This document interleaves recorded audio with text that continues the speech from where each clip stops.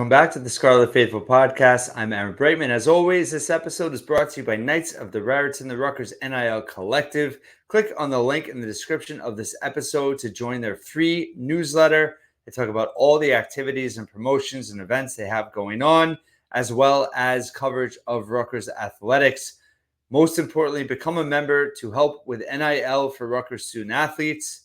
And this episode is the second of 3 on Monday, July 8th. I was off for vacation, had a couple episodes, a Jordan Durkak interview from Rutgers men's basketball, as well as some football recruiting coverage, but really took some time off, refreshed now, back to work as well. But wanted to kind of touch base and focus on Rutgers joining the Big Ten. 10 years now, July 1st, their first entrance into the conference in 2014, and also now 4 new teams from the Pac-12 officially Big Ten members, and USC, UCLA, Oregon, and Washington. The 3 episodes I opened with football recruiting earlier today. I have basketball coming up later today, this focusing on the Big Ten. There's a great article on NJ.com, Brian Fonseca, last week, just breaking down how Rutgers performed within the Big Ten. I wanted to cover a little bit of that, but really I wanted to look at it from our experience as fans, what it's been like, how far Rutgers has come, and what the future looks like. And if you look at the statistics, it's not great. Rutgers was a bottom feeder in a lot of sports for a long time. There is some significant growth in terms of programs having more success in recent years. Of course, women's soccer, most successful program in the Big Ten for Rutgers athletics. Not a surprise there. Also, the only regular season title for Rutgers athletics, women's soccer. You have men's soccer and field hockey that won the Big Ten tournament. You have a lot of second place finishes, all that. Obviously, a lot of teams have gone to the NCAA tournament. Directors Cup, Rutgers just finished 66th for the 23-24 school year. That was last in the Big Ten, although very close to a couple other schools in Purdue and Maryland. 66th, much improved from the year before. The best year ever for Rutgers was 21-22 when they finished 48th. So those are some things to look at in terms of Big Ten progress as well. But I think it's also important to look at where Rutgers really was entering the league 10 years ago and how ill-prepared they were. Infrastructure standpoint, facility standpoint, overall talent, depth across the board in all their programs coming from the Big East. Then that 1 year in the AAC with its school like Maryland, Nebraska, coming from power conferences already and well-established in multiple sports. Rutgers was nowhere close to that.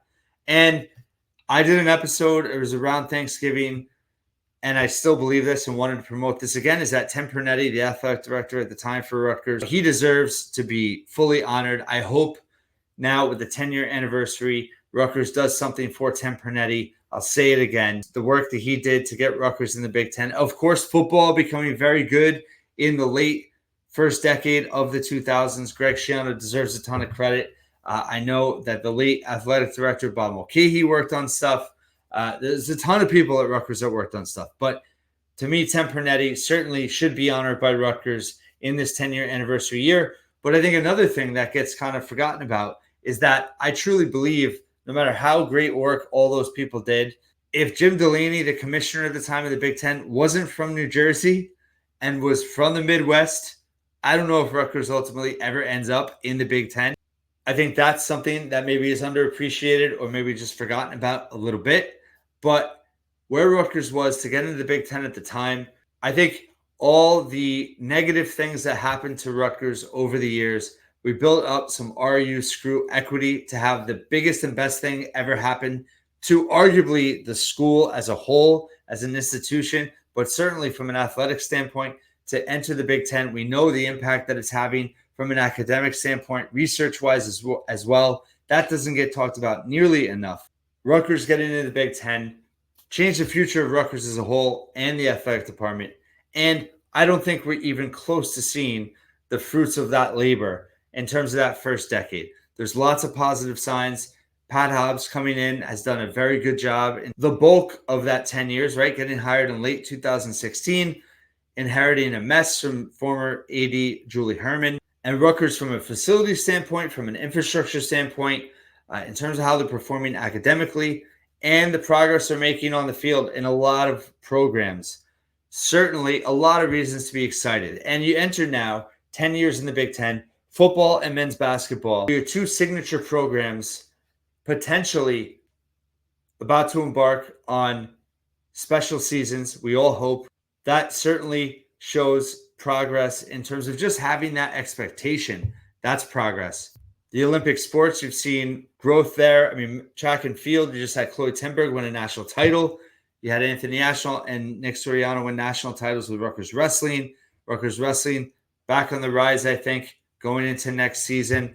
You have rowing under Justin Price, which was irrelevant before he got there a few years ago. Now perennial top 15 finish at nationals and in national rankings year after year after year. I know rowing doesn't write the checks for Rutgers athletics, but you're seeing that kind of progress. And then, men's lacrosse made a Final Four not too long ago. Women's soccer made a Final Four not too long ago. So there's certainly been success.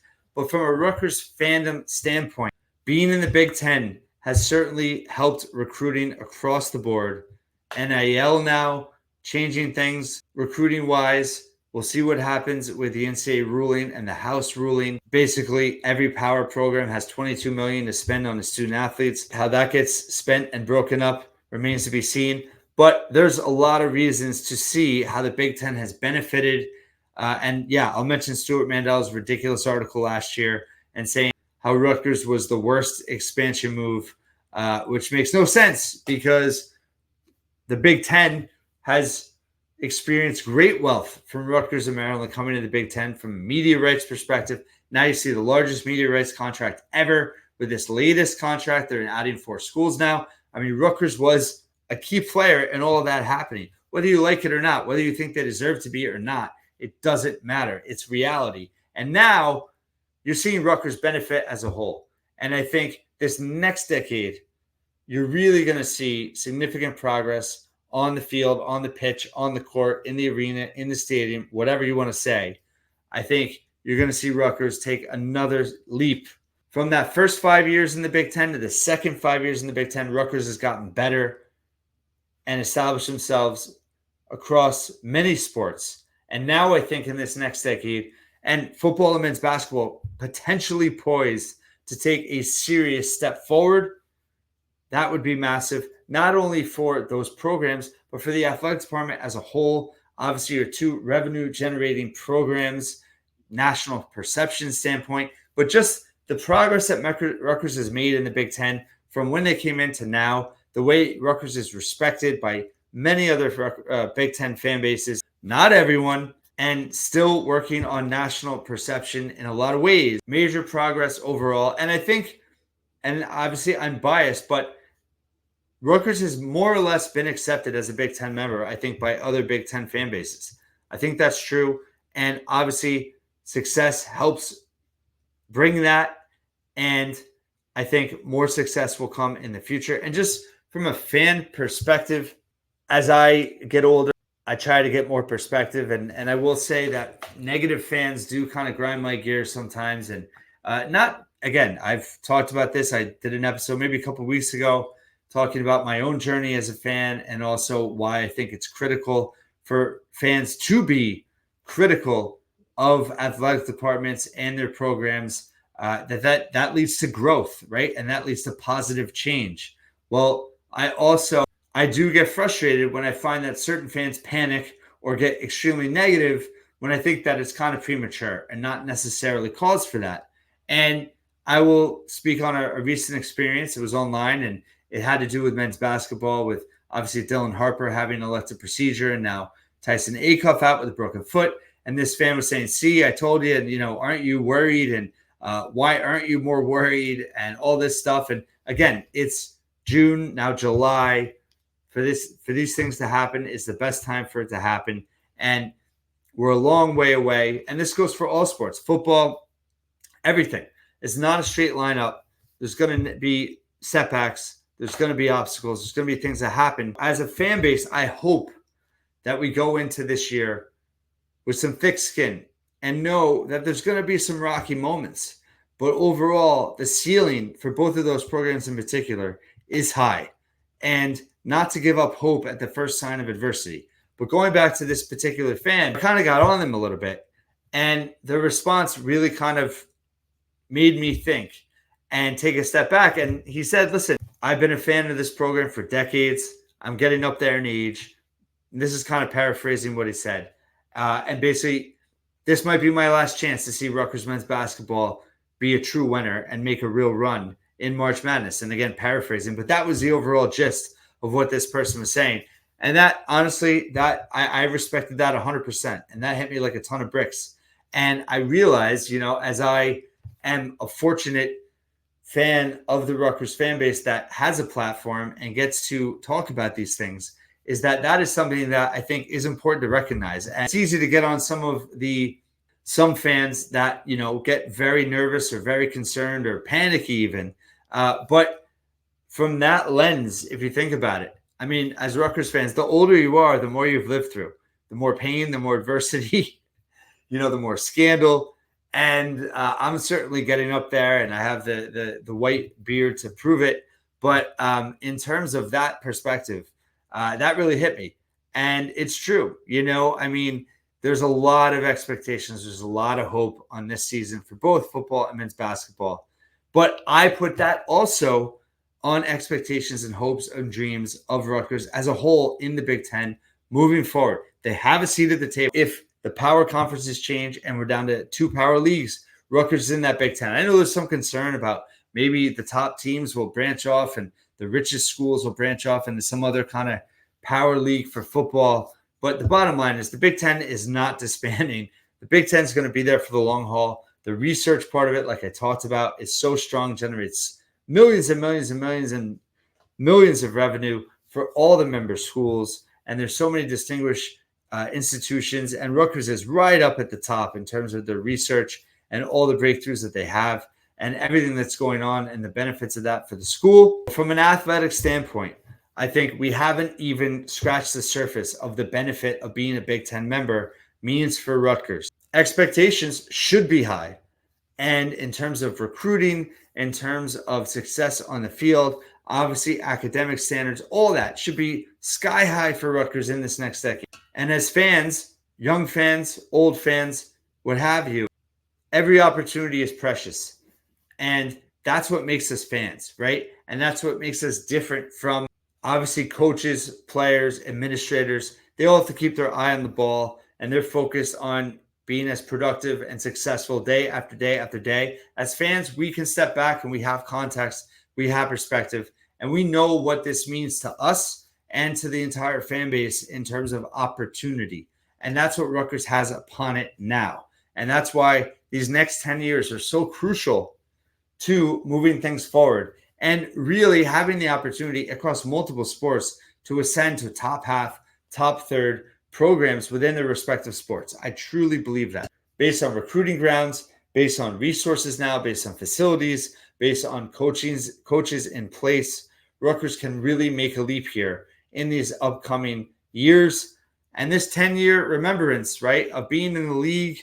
I still remember watching the press conference, the introductory press conference with Tim Pernetti and Jim Delaney, Rutgers getting into the Big Ten. It's still surreal to a degree. And I think it'll always be surreal to a degree. And just think where Rutgers could be if they never got in the Big Ten. It would be a really dark time. You see a lot of negativity in the media sometimes nationally, and also criticism from the academic side. The bottom line is, you want to say Rutgers won the lottery, whatever, got lucky. It doesn't matter. They got in, and they're in, and we're not leaving. And the opportunity ahead is so huge. But the last 10 years, it was not easy. And to see Rutgers where they are now, a year 10, entering, being in the Big Ten now a decade, from where they were when they came into the league, exponential growth. Certainly not where they want to be. Directors Cup 66, want to be much better than that. Want to have multiple Big Ten titles. Want to have teams that go far in their NCAA tournaments. And I truly believe it's coming. And that's why, again, just stressing Knights of the Raritan, NIL is so important. And whether you agree with it or not, right now, that's what the system is. And maybe the system will change in a year from now. But if you're able to help, great, please do. If you're not, be a vocal fan. Wear your block R. Do whatever you can to help Rutgers athletics in any way, shape, or form. The more you see Rutgers out in the state of New Jersey, the more, if you saw, there was a stat tweeted out recently about Rutgers in terms of admissions for this past class, overall for the school in terms of the number of applicants, the number of admitted, the SAT scores and GPA of the new students. I mean, it's insane. Academically, Rutgers is flourishing now. And a big part of it is the Big Ten. As the school as a whole, it was a great day.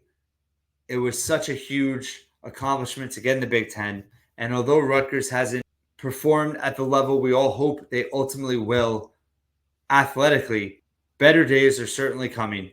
And there's a lot to be excited about. By the way, before I forget, Monday, July 8th is Big Ten Day on the Big Ten Network. A lot of programming at 6:30 a.m. They're showing the Big Ten Women's Lacrosse Tournament quarterfinal, Rutgers, Ohio State. 8:30 a.m. They're showing the Big Ten Championship when Rutgers Field Hockey beat Michigan. At 10:30, they're showing from this past season when Rutgers beat Minnesota, which was a huge upset, ranked win. At 12:30, they're showing C. Vivian Stringer, 1,000th career victory against Central Connecticut State that happened in 2018. There's a new special being launched, Big Ten Trailblazers on Carly Lloyd at 1:30, Rutgers Women's Soccer Legend. At 3 o'clock, the Big Ten Men's Soccer Championship when Rutgers upset Indiana, who ended up going to the national title game that year. And then at 5:30 p.m., Purdue at Rutgers, Ron Harper, half-court shot at the buzzer. 6:30 p.m., Illinois at Rutgers, when Ron Harper scored 28, Jacob Young had 24, and Rutgers was ranked at the time and beat Illinois, who was ranked. That was the shootout, 91-88. That was during COVID, so there were no fans there. Interesting game to show, but certainly something to definitely check out. And then you have two football games, 8 p.m., the Texas Bowl 2006 when they beat Kansas State. Offensive coordinator was James Franklin. And at 9 o'clock, Rutgers, Virginia Tech, Halloween 1992. Yours truly was there. I rushed the field as a teenager. The footage will certainly be kind of rough, but that's awesome that they're showing that. And then there's the celebration of the birthplace at 10 p.m. So check out Rutgers Day on the BTN. And I'll end you with a story, non-Rutgers related, but maybe will make you laugh. Recording this on July 7th, 7/7/7. I was at one of my good friends' weddings from high school. I always find, when you have hometown friends, those make the greatest weddings because things tend to get a little bit crazier. I was 30 at the time. You could do the math. And it was in Chicago. It was on July 7th, 2007. That was a big wedding day, 7/7/7. I am one that when I travel, I like to get home as soon as possible. I booked a red eye back to Hoboken where I lived at the time, early Sunday morning. Actually, my friend Nando DeFino, you may know the name. He's actually the managing editor of fantasy sports and betting for The Athletic. Awesome guy. But we booked the plane together. I remember getting breakfast. We still, we're feeling it from the wedding. Had a few drinks for sure. And funny story, get on the plane, put my headphones in, zooted out. And all of a sudden he starts hitting my shoulder. He says, AB, they're calling your name on the intercom to go to the front of the plane. And I was like, what are you talking about? I have no idea what you're talking about. I take my headphones off. I walk up to the front of the plane. There's security there. There's the pilot. There's some stewardesses. They asked me to step off the plane. I have no idea what's going on at this point. Like I said, a few hours after a wedding, red eye, back home after 7/7/7. And they have a bag of mine and it's vibrating. And I have no idea what's going on. And they're like, you have to open your bag, sir. I open my bag. I look inside and I pull out a toothbrush. My toothbrush had turned on in the bag, was vibrating. And I swear to God, I'll never forget the face of a stewardess. And she took the biggest deep breath in the world and was terrified. The relief in her face when she realized it was a vibrating toothbrush. Again, this is 2007, dating myself 17 years ago, but was still post 9/11 protocols, all that. Kind of a ridiculous story. If you never heard about someone getting pulled off a plane for having a vibrating toothbrush, you have heard it now.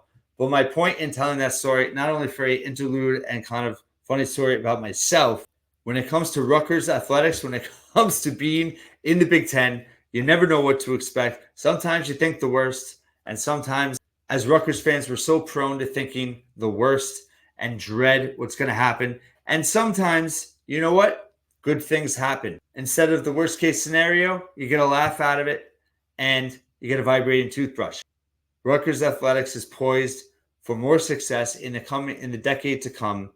And I couldn't be more excited about it. As fans, going through this and just my anecdote about the fan, and this might be his last chance to see Rutgers men's basketball as a winner. As we go through this journey together and this next decade, right? It is just that's what being a fan is, right? And carrying on tradition.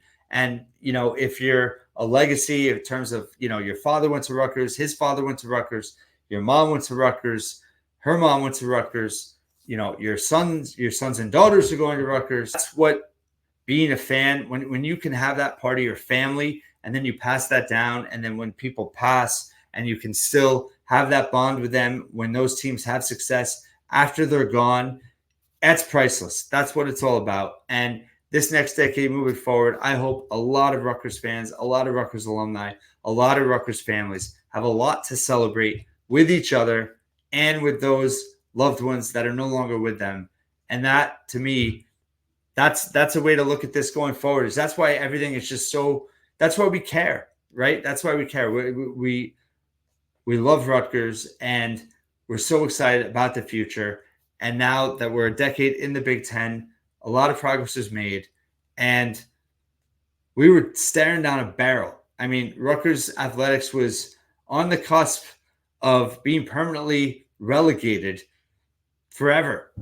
And now you have this golden ticket, and thankfully the administration is aligned from the Board of Governors, now with Amy Towers in charge. By the way, congratulations to her, the new head of the Board of Governors. You have Jonathan Holloway, the president. You have Pat Hobbs, AD, plenty of other people involved. Governor Murphy supporting Rutgers.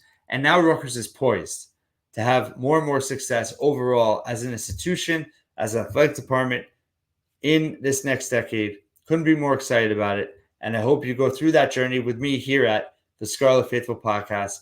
Thanks so much for listening and watching once again.